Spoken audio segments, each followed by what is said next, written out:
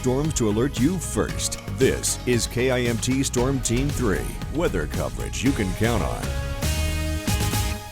Welcome back, my friends, and we're talking way back. We're talking 3 a.m. here over Albert Lee. Not a lot going on, which isn't necessarily a bad thing. Most of us asleep during this time. If I push time forward, though, that's when we can see it as that sun was rising. Pretty obvious to see that the haze is still here.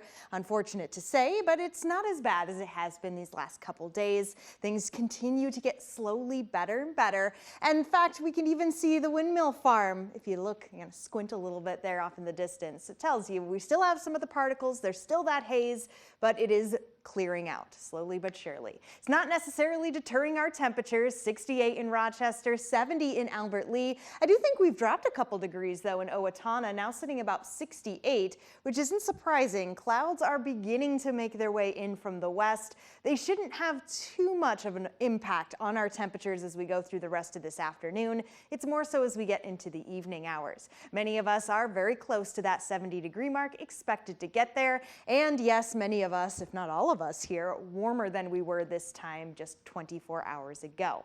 I still think it's a great day to get out and about, regardless of some of us not being quite at that 70-degree mark or not, and still dealing with some of the haze. Biking is a great idea. However, I do want to put that out there that if you do start to feel a little bit difficulty in the breathing, maybe the tickle in the throat, take some time, go back inside, take a nice breath, just rest. But I think most of us should be a-okay here as the air continues to slowly clear.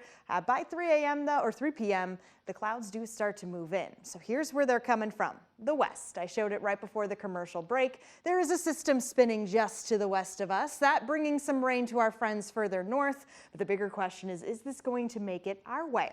Well, we can already see maybe a little bit, some sprinkles trying to make it here. This is going to get eaten away by leftover dry air. Not necessarily going to make it here. It's not really until we get into tonight that we need to worry more about some of that rainfall coming through. So fast forwarding time here as we go around 8 p.m., we start to see some scattered showers move in. Again, this is around 8 p.m. Some storms possible a little further off to the west, and those could come our way as we get into the overnight tonight. So don't be surprised if you see some flashes of lightning, maybe hear some rumbles of thunder as we go through the overnight tonight. Most of this will continue to move out as the morning commute just kicks in. However, scattered showers here for our Thursday morning still possible. Those chances go away as we head through the rest of our Thursday. Friday looking to be a nice day, and then another chance for rain pops in as we go into Saturday.